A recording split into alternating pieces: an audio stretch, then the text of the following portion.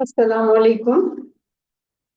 अल्हम्दुलिल्लाह आज हमारी सूरह स्वाद शुरू हो रही है और ये मक्की सूरत है। इसमें 88 आयात हैं, 732 इसके कलमात हैं और 3067 इसके हरूफ हैं और 5 रुकू हैं। तो शुरू करते हैं। औज़ु बिल्लाहि मिनश शैतानिर रजीम, बिस्मिल्लाहिर रहमानिर रहीम। स्वाद। कुरान की कसम है जो नसीहत देने वाला है कि तुम हक पर हो, लेकिन काफिर लोग गुरूर और मुखालफत में हैं। और हमने उनसे पहले बहुत सी उम्मतों को हलाक कर डाला है, तो वो फरियाद करने लगे और वो रिहाई का वक्त नहीं था। और उन्होंने ताज्जुब किया कि उन्हीं में से उनके पास एक डराने वाला आया और काफिरों ने कहा कि ये तो जादूगर है, झूठा है। क्या इसने इतने माबूदों में एक ही माबूद बनाया? ये बात तो अजीब सी है। तो उनमें जो बड़े लोग थे उठ खड़े हुए और कहा कि चलो और अपने माबूदों पर कायम रहो, और बिलाशुबा ये तजवीज तुम्हारी मुराद है। ये बात पिछले मजहब में हमने सुनी ही नहीं, ये तो बिल्कुल एक नई बात, बनाई हुई बात है। क्या हम सब में से इसी पर ही नसीहत उतरती है? बल्कि ये लोग मेरी नसीहत की किताब में शक करते हैं, बल्कि उन्होंने मेरा अजाब का मजा भी चखा ही नहीं। क्या उनके पास तुम्हारे रब की रहमत के खजाने हैं जो जबरदस्त देने वाला है, या आसमानों और जमीन में और जो कुछ उन दोनों में है, इन सब पर उन्हीं की हुकूमत है? तो चाहिए कि रस्सियां लेकर आसमानों पर चढ़ जाएं। यहाँ शिकस्त खाए हुए लोगों में से किसी ग्रोह का लश्कर है। इनसे पहले नूह की कौम और आद की कौम और मीखों वाले फिरौन की कौम को झुटला चुके हैं। और समूद और कौम लूत और बन के रहने वालों ने वो यही ग्रोह हैं। इन सब ने पैगम्बरों को झुटलाया था, तो मेरा अजाब वाक़े हो गया। और ये लोग तो एक जोर की आवाज का इंतजार करते हैं जिसमें शुरू हुए पीछे कोई वक्फा नहीं। और ये लोग कहते हैं कि ए हमारे रब, हमारा हिस्सा हमको हिसाब के दिन से पहले ही दे दे। अस्तगफिरुल्लाह। ए नबी, जो ये कहते हैं आप इस पर सब्र करें और याद कीजिए हमारे बंदे दाऊद को जो साहिब कुव्वत थे। बिलाशुबा वो बहुत रुजू होने वाले थे, और हमने पहाड़ों को हुक्म दिया था कि सुबह शाम उनके साथ अल्लाह की पाकी बयान किया करें। और परिंदों को भी जो जमा रहते थे, सब उनकी वजह से जिक्र में मशगूल रहते थे। और हमने उनकी बादशाहत को मजबूत किया था, और उनको हमने दानाई बख्शी थी और फैसला करने वाला खिताब अता फरमाया था। और क्या आपके पास उन झगड़ने वालों की खबर आई जब वो दीवार फांद कर आए इबादत खाने की तरफ? जब वो दाऊद के पास अंदर दाखिल हुए तो वो उनसे घबरा गए। उन्होंने कहा, आप डरिए नहीं, हम दोनों का एक मुकदमा है, हम में से एक ने दूसरे पर ज्यादती की है, तो आप हमें इंसाफ से फैसला कर दीजिए और आप बेइंसाफी ना कीजिएगा और हमको सीधी राह दिखा दीजिए। ये मेरा भाई है, इसके पास 99 दुम्बियां हैं और मेरे पास एक दुम्बी है, तो ये कहता है कि ये भी मुझे दे दो, और गुफ्तगू में मुझको दबाता है। दाऊद ने कहा कि बेशक वो तुम पर जुल्म करता है जो तेरी दुम्बी मांगता है कि अपनी उन दुम्बियों में मिला ले। और अक्सर शरीक एक दूसरे पर ज्यादती करते हैं, मगर जो लोग ईमान लाए हैं और नेक अमल करते हैं, और ऐसे लोग बहुत कम हैं। और दाऊद ने ख्याल किया इस वाक़े से कि हमने उनको आजमाया है, तो उन्होंने अपने रब से मगफिरत मांगी और सजदे में गिर पड़े और अल्लाह की तरफ रुजू हुए। यहाँ आयत सजदा है और हम सब पर सजदा वाजिब है, लाजिम है। तो हमने उनको वो माफ कर दिया, और बिलाशुबा उनके लिए हमारे पास कुर्ब और अच्छा अंजाम है। ए दाऊद, हमने तुमको जमीन में खलीफा बनाया है, तो लोगों के दरमियान इंसाफ के साथ फैसला किया करो और ख्वाहिशों की पैरवी ना किया करो कि वो तुमको अल्लाह की राह से गुमराह कर देगी। जो लोग अल्लाह के रास्ते से गुमराह हो जाते हैं उनके लिए अजाब सख्त है, इसलिए कि उन्होंने हिसाब के दिन को भुला दिया है। और हमने आसमानों और जमीन को और जो चीजें उन दोनों में हैं बेकार नहीं बनाया। ये काफिरों का गुमान है, सो काफिरों के लिए बड़ी खराबी है आग से। क्या हम उनको उनको जो ईमान लाए और नेक काम करते रहे उनके बराबर कर देंगे जो मुल्क में फसाद करते हैं, या परहेजगारों को बदकारों के बराबर कर देंगे? ये किताब जो हमने आप पर नाजिल की है बरकत वाली है, ताकि वो उसकी आयत पर गौर करें, और इसलिए कि अकल वाले नसीहत पकड़ें। और हमने दाऊद को सुलेमान दिया, वो नेक बंदा था और अल्लाह की तरफ बहुत रुजू होने वाला।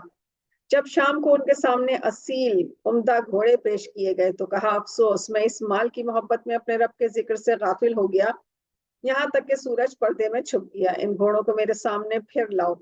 फिर उनकी टांगों और गर्दनों पर तलवार का हाथ फेरना शुरू कर दिया। और हमने सुलेमान को आजमाया, और हमने उनको उनके तख्त पर एक अधूरे बच्चे की लाश डाल दी। फिर उन्होंने तौबा कर ली, उन्होंने दुआ मांगी कि ए मेरे रब, मेरा कसूर माफ कर और मुझे एक सल्तनत मरहमत फरमा कि मेरे अलावा किसी को भी नसीब ना हो। بے شک تو بڑا عطا فرمانے والا ہے۔ سو ہم نے ہوا کو ان کے تابع کر دیا کہ وہ ان کے حکم سے جہاں وہ چاہیں نرمی سے چلا کرے، اور جنات کو بھی تابع کر دیا، یعنی عمارتیں بنانے والوں اور غوطہ خوروں کو بھی، اور دوسرے جنات کو بھی جو زنجیروں میں جکڑے رہتے تھے۔ ہم نے کہا کہ یہ ہمارا عطیہ ہے، سو تم خواہ کسی کو دو یا نہ دو، تم سے اس کا کوئی حساب نہ لیا جائے گا۔ سبحان اللہ۔